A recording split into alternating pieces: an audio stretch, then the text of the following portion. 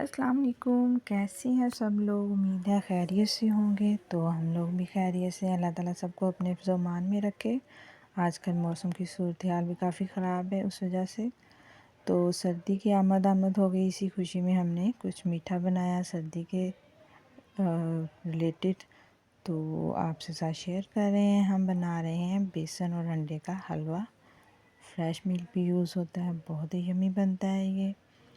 तो हम चलते हैं रेसिपी की तरफ। तो उसके लिए मैंने 3 अंडे लिए हैं। ये मिक़दार आप अपने हिसाब से कम ज़्यादा कर सकते हैं। ये आप 1 पाव में अगर बेसन ले रहे हैं तो उसमें 4 अंडे डलते हैं।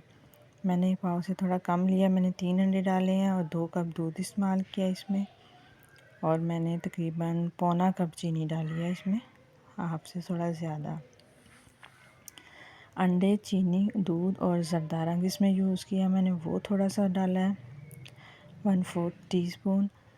तो इन चीज़ों को मैंने ब्लेंड कर लिया, लिक्विड बना लिया इनका।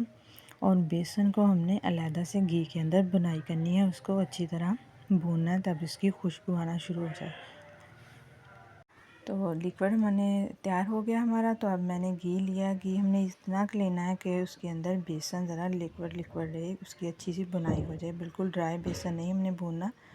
ये देखिए मैंने इसमें 3 इलायची डाल दी है ताकि अच्छा सा उसका फ्लेवर निकल के आ जाए। और बेसन डाल दिया है, 1 कप बेसन डाला मैंने, 1 कप भर के आप डाल लें। तो इसको अच्छी तरह हमने, पहले वो गुठलियाँ सी लगेंगी लेकिन आप अच्छी तरह उसको चम्मच से हिलाते रहेंगे तो ऐसे स्मूथ सी एक इसकी लिक्विड सा बन जाएगा। और ये इसकी बुनाई करनी है अच्छी तरह।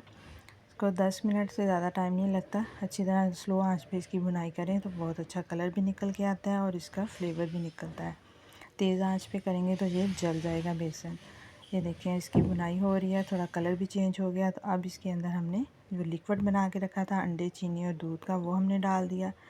इस स्टेज पे हमने इसको मुसलसल हिलाना है ताकि ये गुठली की शक्ल ना इख्तियार कर जाए। तो ये इस पहले लगेगा कि जैसे उसमें गुठलियाँ सी बन गई हैं, लेकिन जब चम्मच से आप कंटिन्यूसली चलाते रहेंगे तो वो एक स्मूथ सा हलवा बन जाएगा। ये इकट्ठा होना शुरू हो जाएगा।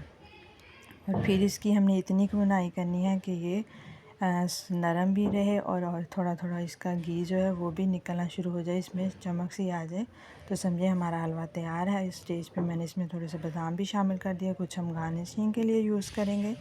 तो हलवा हमारा आलमोस्ट तैयार हो चुका है और बहुत टेस्टी बना है सर्दी के हवाले से। तो अब डिश आउट करते हैं हम इसे। और कुछ ऊपर से भी बादाम की मैंने गार्निशिंग की।